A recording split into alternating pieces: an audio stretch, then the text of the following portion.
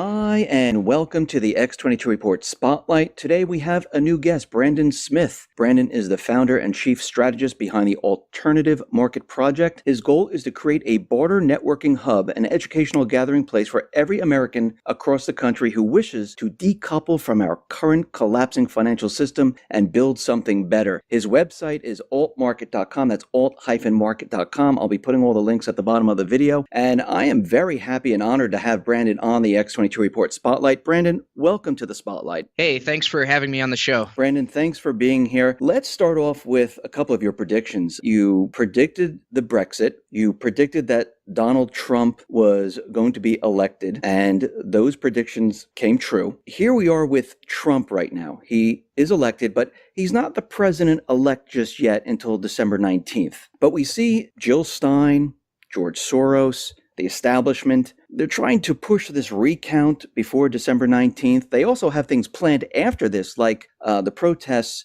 coming up January 20th of 2017 when Trump is inaugurated.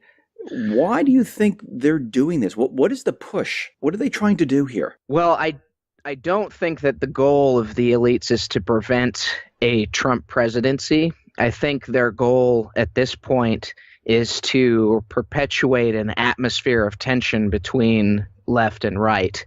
And I think that they're going to continue this. You're going to see this schemes like this all throughout the next year or the first year of Trump's presidency.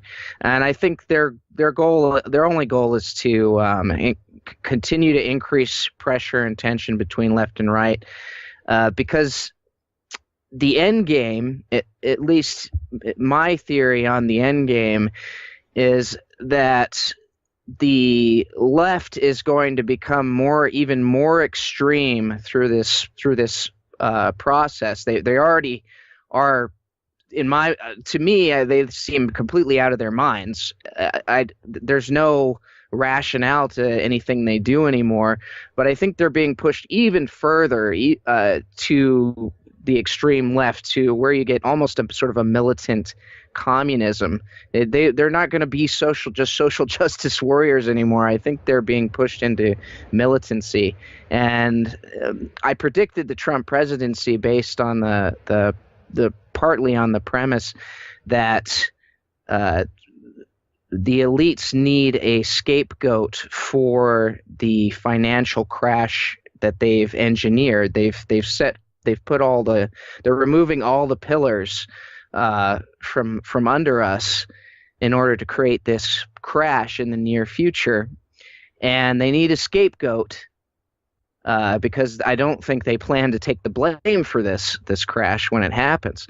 The perfect scapegoat would be conservatives or what they would call nationalists or populists.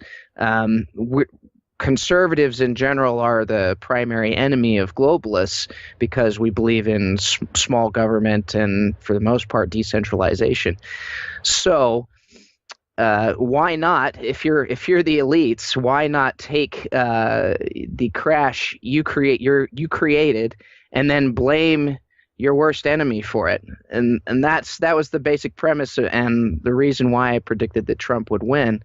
So I think that right now, all of these schemes you're seeing with recounts and protests and everything else, it's just to continue perpetuating the tensions between left and right, and push the left towards militancy while pushing the right towards authoritarianism. Sort of a early Europe, early Germany and Italy, 1920s to early 1930s situation, where conservatives decide that they're going to abandon their principles of liberty and start exerting force of government in order to combat the threat of the left. So it sounds to me like you're saying they like to keep America divided right now. That's one of their main goals. Keep each side, have them fight amongst each other. Yes, and in the process make the right, or conservatives, the villain of our story, the villain of our theater that they've set up here. Okay, so you talked about the crash, and let me just go back to 2008 for a moment here, when Obama took office. And since that time, the corporate media, the Fed, the U.S. government, they were out there telling us that the economy is improving. I mean, even Obama came out at the beginning of this year, said, anyone that doesn't believe that the economy is getting better, you're peddling fiction. Right now, on paper, through statistical information, the unemployment's down to 4.9%, GDP they revised up to 3.2%, and they're continually making it seem like everything is fantastic. When you look at the economy since 2008 up until this point, do you see an economy that's strong, that's growing? Is what they're telling us true? Absolutely not. I would really recommend there's so many stats and numbers to go through and break down, especially the mainstream numbers, why they're misleading, why they're or completely wrong. I would recommend people go check out an article series that I wrote last year called One Last Look at the Real Economy Before It Implodes. There's parts 1 through 6. I break down every single government stat, mainstream stat, why it's misleading or why it's wrong. I break down the real unemployment, real supply and demand. I go into oil markets, everything, and break down what the real issue is and why there is no recovery. Basically, since 2008, we've been skating on stimulus. We should have had a much bigger crash in 2008. It wasn't allowed to happen. We've been kept on life support ever since, and the situation has only grown worse. And just to give you a point of contact on that, it's funny, the initial jobless claims numbers they had right before the election, they had dropped to 43-year lows, and now this month after the election, they spiked over 15%.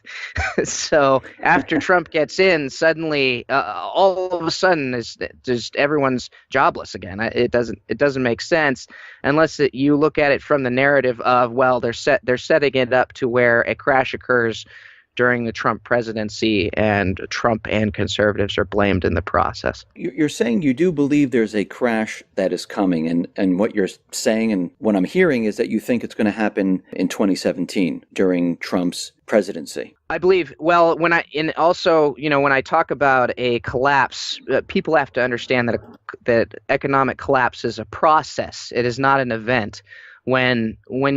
Some people, when you mention collapse, they say, "Oh, you've been talking about a collapse since 2008, and it's never going to happen." It's been however many years, and what they don't understand is that economic collapse is a process. It happens over, several years or a decade usually, and the market collapse, the stock market collapse, is usually the last thing that happens in that process.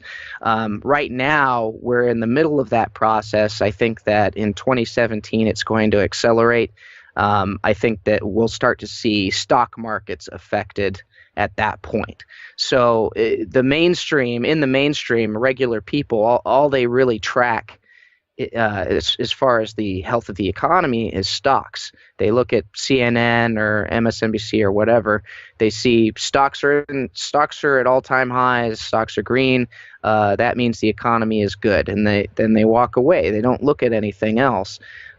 This coming year, I think that stocks are going to start crashing, and that's when the people in the mainstream are going to start to question the validity of the recovery idea. Do you think this is going to be a natural crash where things just naturally fall apart on their own, or do you think the elite are going to bring the system down? Well, it's funny because they've actually been artificially propping up the system since 2008, and the system has become so utterly dependent on stimulus measures from central banks around the world that really the only thing they need to do now in order to create a global crisis is just to remove the stimulus.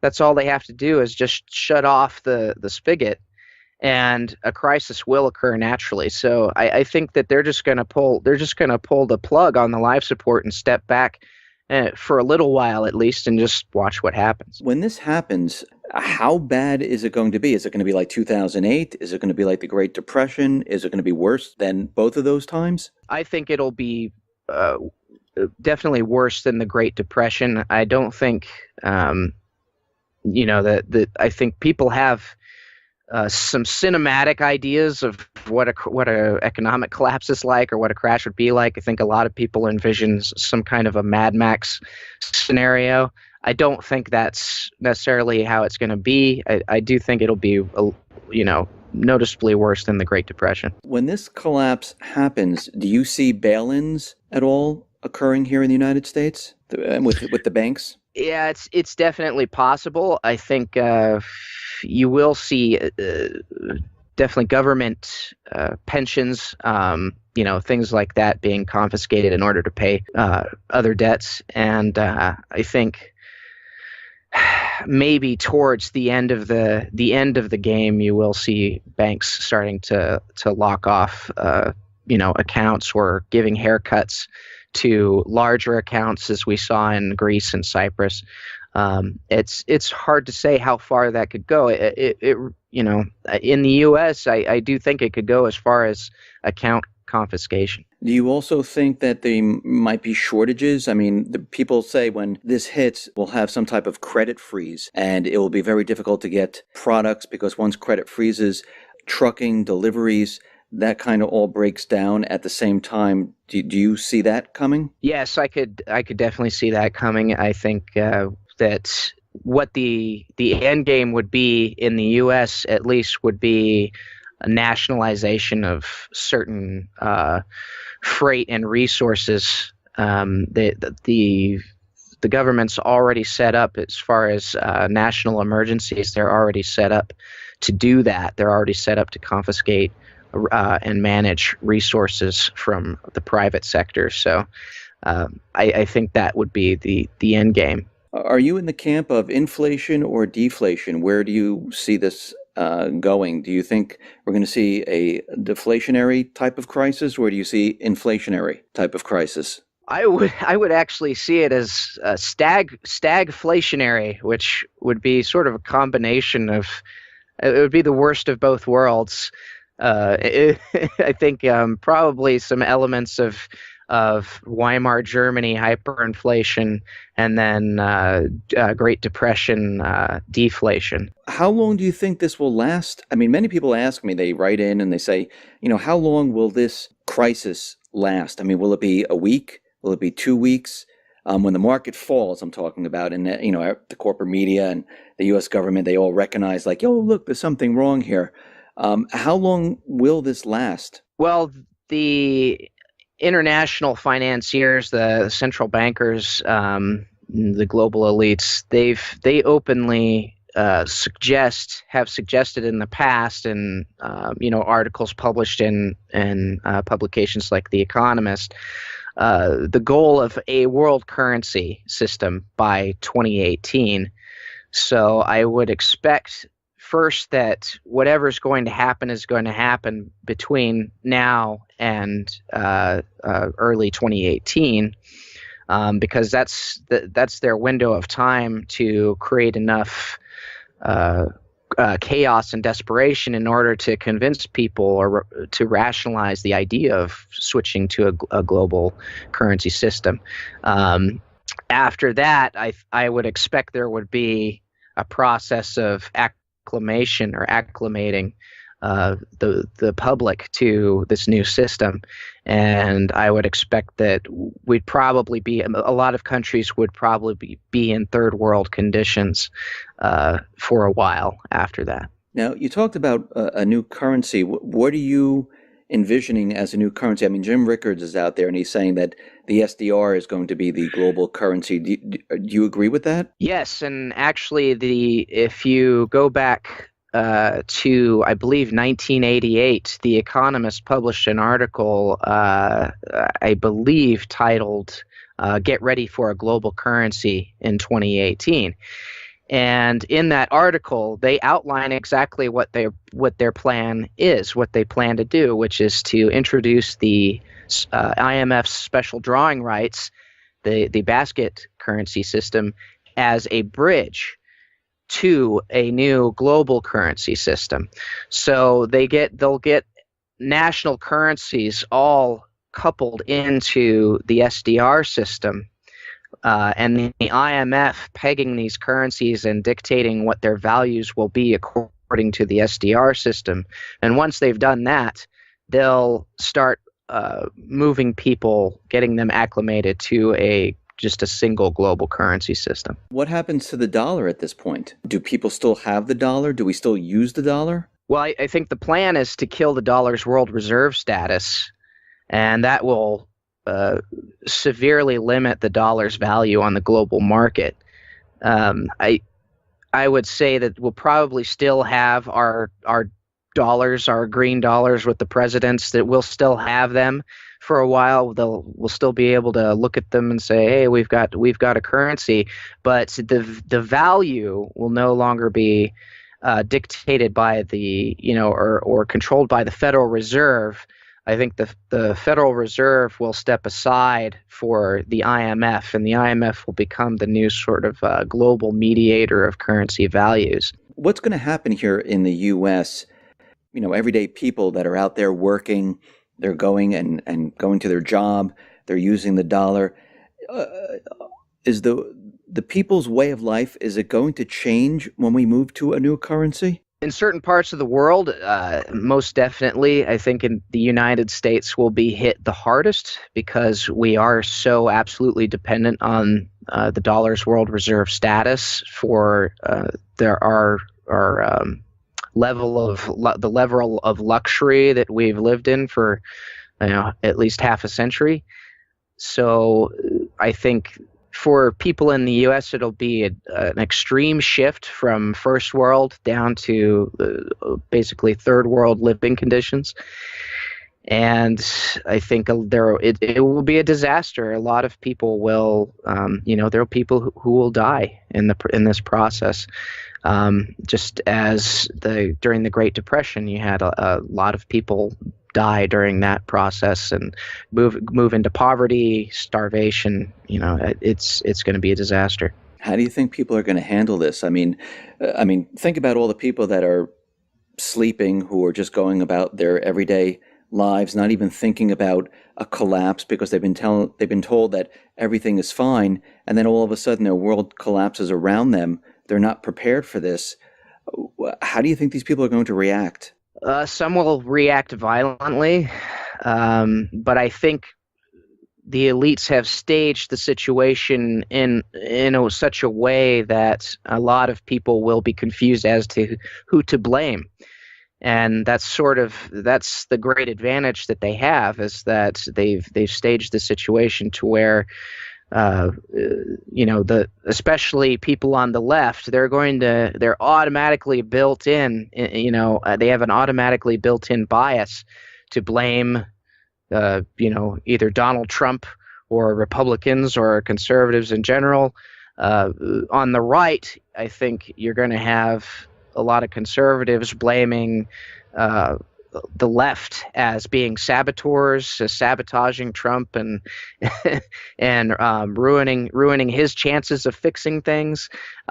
You're also going to have all kinds of different, I think, events in between, black swan events, terrorist attacks, things like that sort of could really keep people confused and looking every other direction except at the global bankers.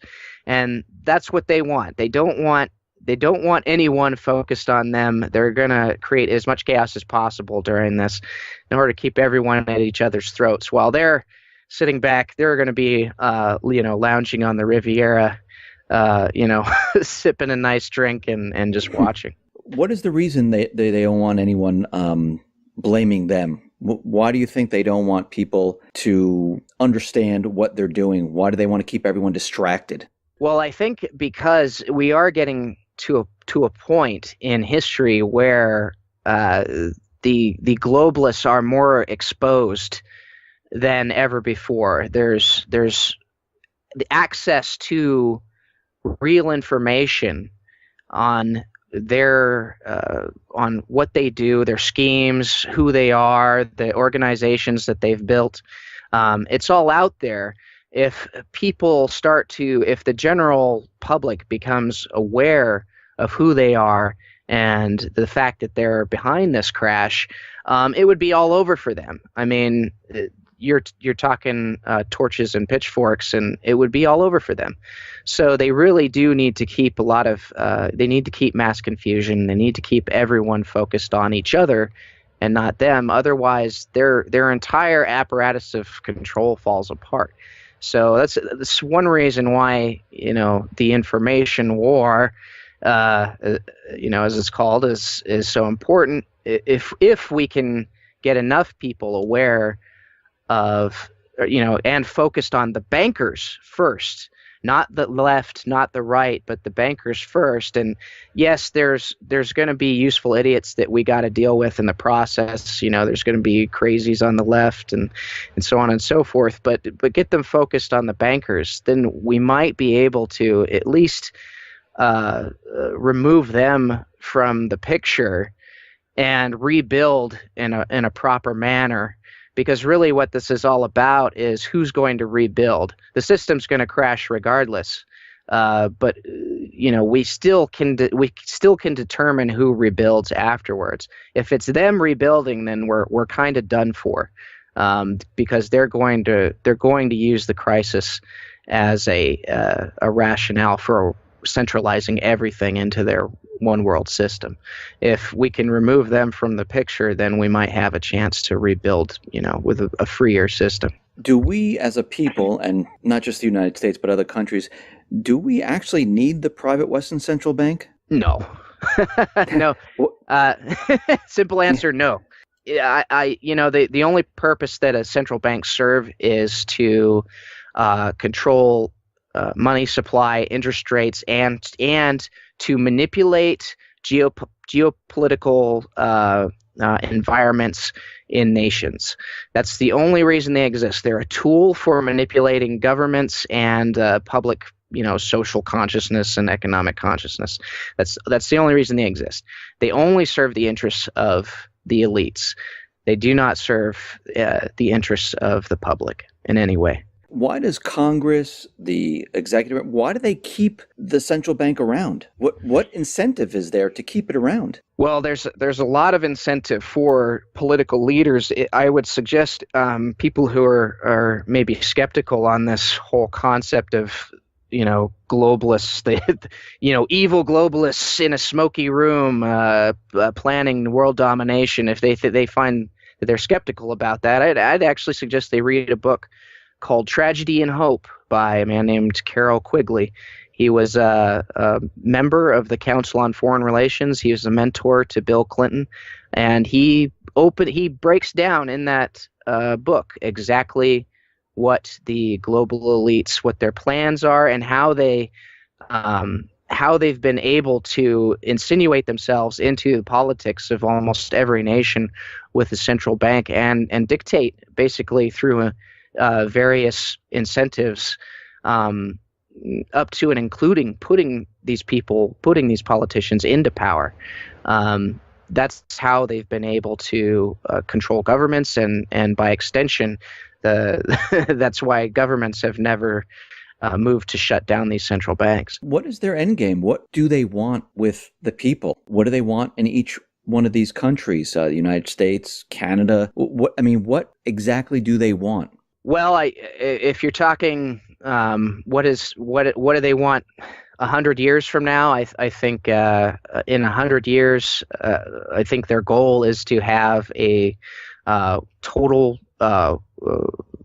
economic domination, a one world government, and a reduced population. And we could go further into that. The population, that's a big one, but the carbon taxation agenda, Agenda 21, Club of Rome. If you look into all of that, there's ample evidence that they would prefer to have a much smaller human population. I suppose ostensibly because that would be easier to control. smaller population. Um, but I think they see themselves, and if you read some of their publications and some of their the philosophies that they promote, I think they see themselves as sort of philosopher kings from, the philosopher kings from Plato's Republic. They see themselves as born to rule, and the smartest men in the room, and they believe that the system, the ideal system, would be them sort of as, maybe as Egyptian pharaohs, just kind of god kings lording over the rest of us, and they don't like to be. I don't think they like hiding in the shadows. I think they believe they deserve to be revered, and they're moving the world towards a situation where they will be, if they get their way. Do you think they would go as far as creating or pushing a civil war here in the United States? Yes, I do, and I recently, or my last article was on that subject in particular. It's called "The Reasons Why Another American Civil War is Possible," and I think that, again, I as I mentioned before, I think they're pushing the left towards militancy, but not with the intention of having the left win. I think they actually intend to throw the left to the wolves, as it were. I think they're going to sacrifice the left. The left's usefulness has subsided, and I think the only use for the left now is to push conservatives and people on the right towards abandoning our principles of small government and liberty and becoming authoritarians. Because really, the war, for the globalists, the war is on the ideal of conservatism, individual liberty, and sovereignty. For them, they have to. It's not enough to just to fight conservatives, or to fight people on the right, or libertarians, whatever. It's not enough for them. What they have to do is destroy our principles and destroy our ideal and make them akin to something terrible. So in the future, when people look back at conservatives, they'll say, "Oh, look at how horrible they were. They were just like the Nazis or whatever." And in order to do that, they have to. They can't do that. They can't just demonize us themselves. They can't just destroy our principles outright. They have to get conservatives to abandon those principles altogether and act like Nazis.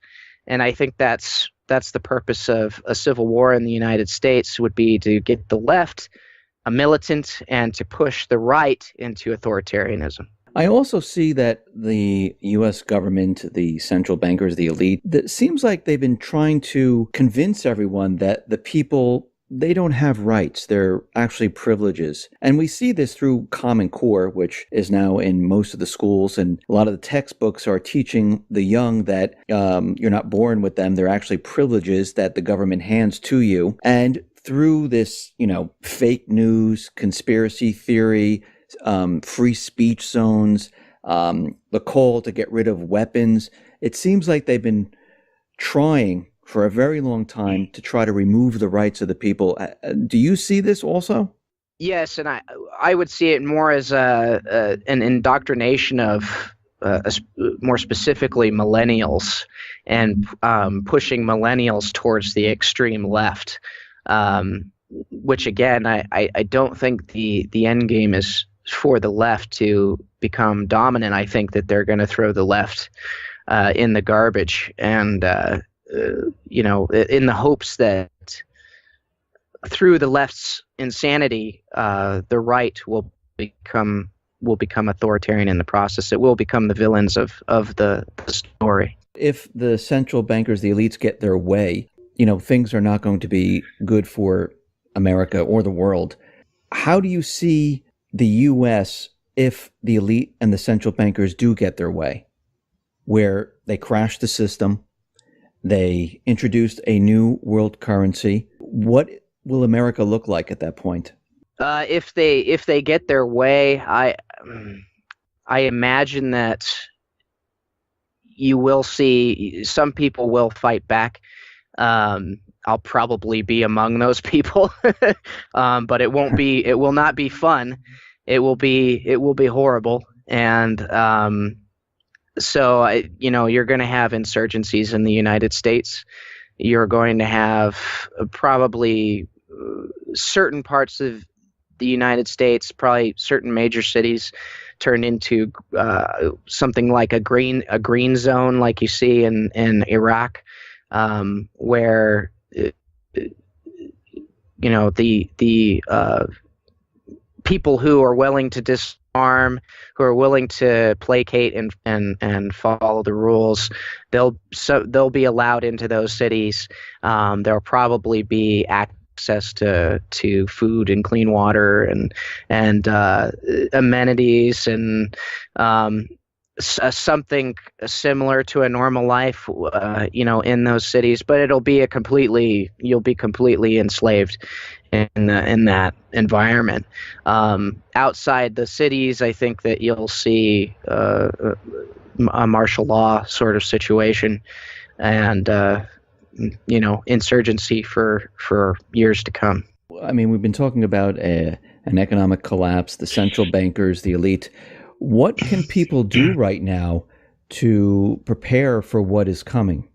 What do you suggest people do at this point if this crisis is coming up very soon? Well, the best thing I believe they could do, especially if they have some savings in the bank, would be to invest in your own productivity. Focus on being able to produce your own necessities, food, clean water, shelter, security, electricity. If you can produce, the more necessities you can produce for yourself, and the more you can remove yourself from dependency on the grid, the better off you will be if there is a crisis. And even if you think I'm completely out of my gourd, I'm completely nuts, and none of this is going to happen, you're still better off being able to do those things. It's a better life. It's a cheaper life. It's not a bad way to live. I live that way. And even if I'm completely wrong, hey, at least you're more self-sufficient. And so really, that's the best option. Also, of course, there's, in any economic crisis, there is a window of time. There are windows in which precious metals are the best option as far as a currency. So I would suggest that people put at least 10% of their savings into gold or silver. Should people keep a weapon and cash on hand for this upcoming crisis? Sure. Yeah. I'm a big proponent. Actually, it's one other thing I should mention that's important is it's not enough just to be relatively self-sufficient, because nobody can do everything themselves. So the next stage after producing a lot of these things yourself is to start building mutual aid groups and working with others, and setting up a network of people who are self-sufficient. So a community, because that's really the future in my mind is going to be independent communities all over the country, localized, self-sufficient, and able to weather the economic storm. And if we can get enough of those communities out there, then that makes America economically redundant. It makes us safer, and it also allows us the ability to fight back against any kind of authoritarianism that does arise. Because if you're dependent on the system, you have zero chance of fighting back against it. If you are self-sufficient and you have community, then there is a chance that you can fight back. Brandon, thank you very much for being on the X22 Report Spotlight. Once again, how can people see your work? You can visit me at alt-market.com or -market.com. That's altmarket.com. Brandon, once again, thank you very much. Thanks for having me on the show.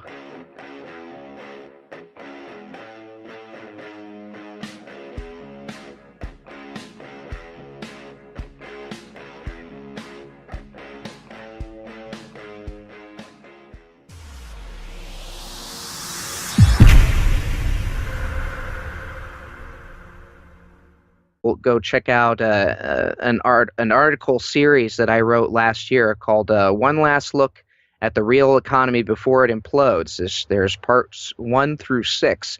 I break down every single government stat, mainstream stat, why it's misleading or why it's wrong. I break down the real unemployment, real supply and demand.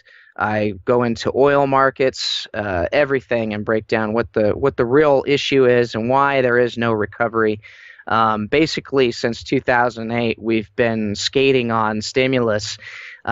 We should have had a much bigger crash in 2008. It wasn't allowed to happen. We've been kept on life support ever since, and the situation has only grown worse.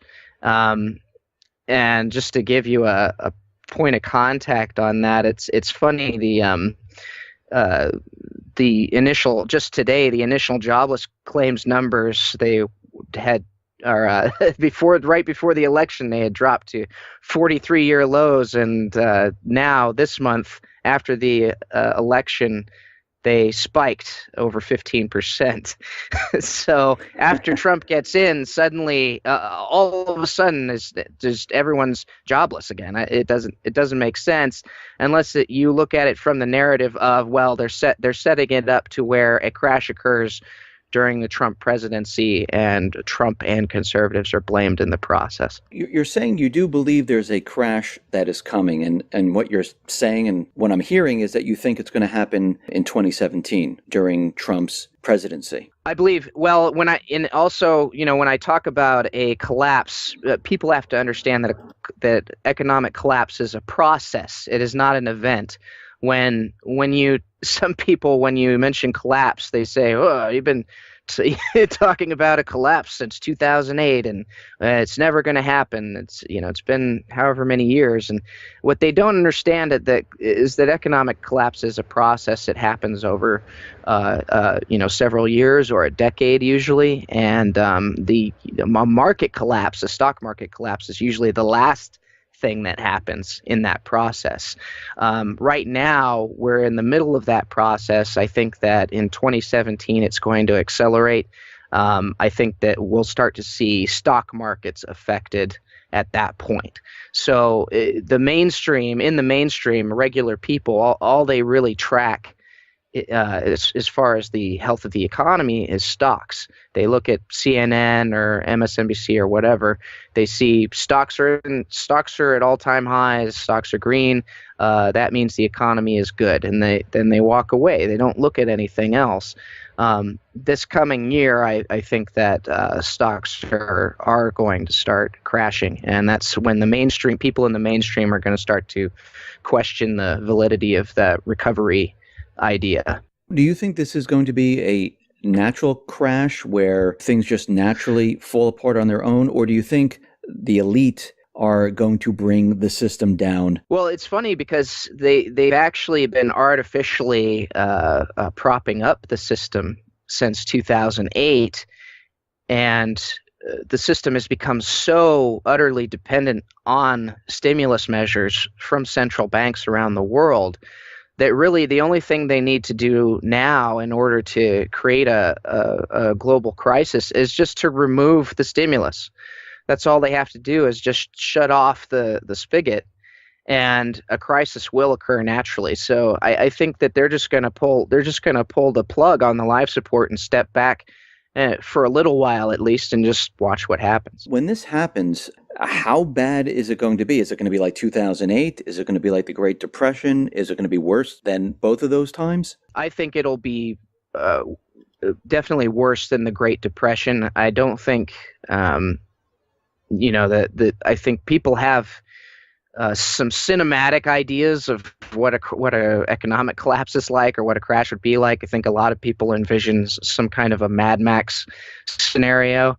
I don't think that's necessarily how it's going to be. I do think it'll be, noticeably worse than the Great Depression. When this collapse happens, do you see bail-ins at all occurring here in the United States with the banks? Yeah, it's definitely possible. I think you will see definitely government pensions, things like that being confiscated in order to pay other debts, and I think maybe towards the end of the game, you will see banks starting to lock off accounts, or giving haircuts to larger accounts, as we saw in Greece and Cyprus.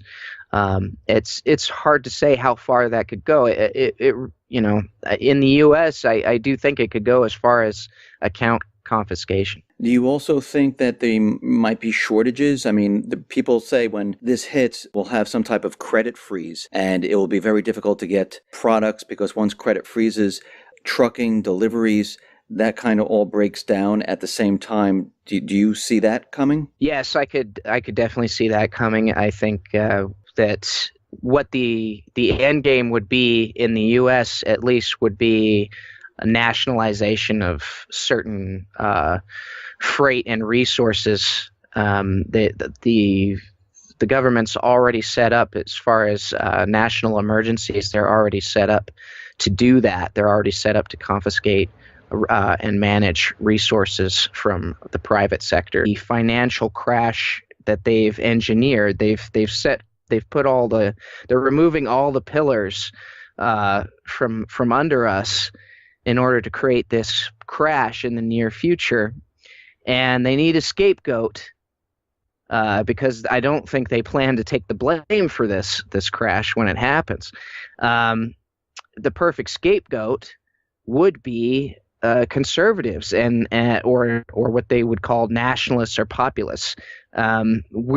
Conservatives in general are the primary enemy of globalists because we believe in small government and, for the most part, decentralization.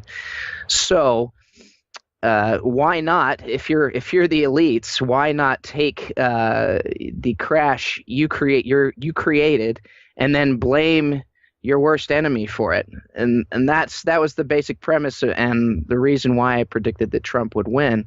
So I think that right now, all of these schemes you're seeing with recounts and protests and everything else, it's just to continue perpetuating the tensions between left and right, and push the left towards militancy while pushing the right towards authoritarianism.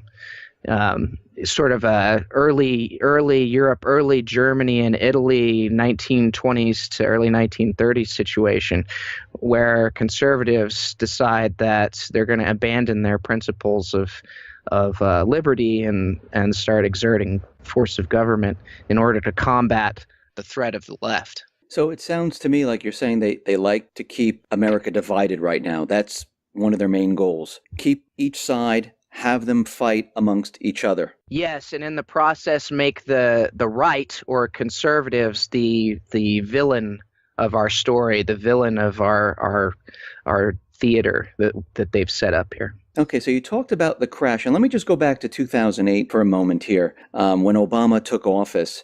And since that time, the corporate media, the Fed, the U.S. government, they were out there telling us that the economy is improving. I mean, even Obama came out at the beginning of this year, said, anyone that doesn't believe that the economy is getting better, you're peddling fiction. Right now, on paper, through statistical information, the unemployment's down to 4.9%, GDP they revised up to 3.2%, and they're continually making it seem like everything is fantastic. When you look at the economy since 2008, up until this point, do you see an economy that's strong, that's growing? Is what they're telling us true? Absolutely not. I would really recommend. There's so many stats and numbers to go through and break down, especially the mainstream numbers, why they're misleading, why they're or completely wrong.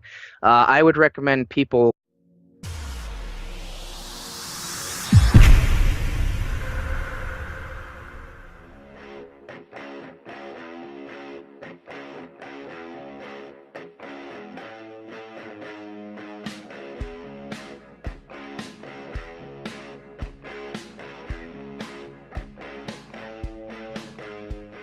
Hi, and welcome to the X22 Report Spotlight. Today we have a new guest, Brandon Smith. Brandon is the founder and chief strategist behind the Alternative Market Project. His goal is to create a barter networking hub, an educational gathering place for every American across the country who wishes to decouple from our current collapsing financial system and build something better. His website is altmarket.com. That's alt-market.com. I'll be putting all the links at the bottom of the video. And I am very happy and honored to have Brandon on the X22 Report Spotlight. Brandon, welcome to the Spotlight. Hey, thanks for having me on the show. Brandon, thanks for being here. Let's start off with a couple of your predictions. You predicted the Brexit. You predicted that Donald Trump was going to be elected, and those predictions came true. Here we are with Trump right now. He is elected, but he's not the president-elect just yet until December 19th. But we see Jill Stein, George Soros, the establishment, they're trying to push this recount before December 19th. They also have things planned after this, like the protests coming up January 20th of 2017 when Trump is inaugurated. Why do you think they're doing this? What is the push? What are they trying to do here? Well, I don't think that the goal of the elites is to prevent a Trump presidency. I think their goal at this point is to perpetuate an atmosphere of tension between left and right. And I think that they're going to continue this. You're going to see this schemes like this all throughout the next year or the first year of Trump's presidency. And I think their only goal is to continue to increase pressure and tension between left and right, because the end game, at least my theory on the end game, is that the left is going to become even more extreme through this process. They already are. To me, they seem completely out of their minds. There's no rationale to anything they do anymore. But I think they're being pushed even further to the extreme left, to where you get almost a sort of a militant communism. They're not going to be social justice warriors anymore. I think they're being pushed into militancy. And I predicted the Trump presidency based on the partly on the premise that the elites need a scapegoat for I think that would be the end game. Are you in the camp of inflation or deflation? Where do you see this going? Do you think we're going to see a deflationary type of crisis, or do you see inflationary type of crisis? I would actually see it as stagflationary, which would be sort of a combination of, it would be the worst of both worlds. I think probably some elements of Weimar Germany hyperinflation, and then Great Depression deflation. How long do you think this will last? I mean, many people ask me, they write in and they say, how long will this crisis last? I mean, will it be a week? Will it be 2 weeks? When the market falls, I'm talking about, and the corporate media and the U.S. government, they all recognize, like, oh, look, there's something wrong here. How long will this last? Well, the international financiers, the central bankers, the global elites, they openly have suggested in the past, and articles published in publications like The Economist, the goal of a world currency system by 2018. So I would expect first that whatever's going to happen is going to happen between now and early 2018, because that's their window of time to create enough chaos and desperation in order to convince people or to rationalize the idea of switching to a global currency system. After that, I would expect there would be a process of acclimating the public to this new system, and I would expect that a lot of countries would probably be in third world conditions for a while after that. Now, you talked about a new currency. What do you envisioning as a new currency? I mean, Jim Rickards is out there and he's saying that the SDR is going to be the global currency. Do you agree with that? Yes, and actually, if you go back to, I believe, 1988, The Economist published an article, I believe, titled "Get Ready for a Global Currency in 2018." And in that article, they outline exactly what their plan is, what they plan to do, which is to introduce the IMF's special drawing rights, the basket currency system, as a bridge to a new global currency system. So they'll get national currencies all coupled into the SDR system. And the IMF pegging these currencies and dictating what their values will be according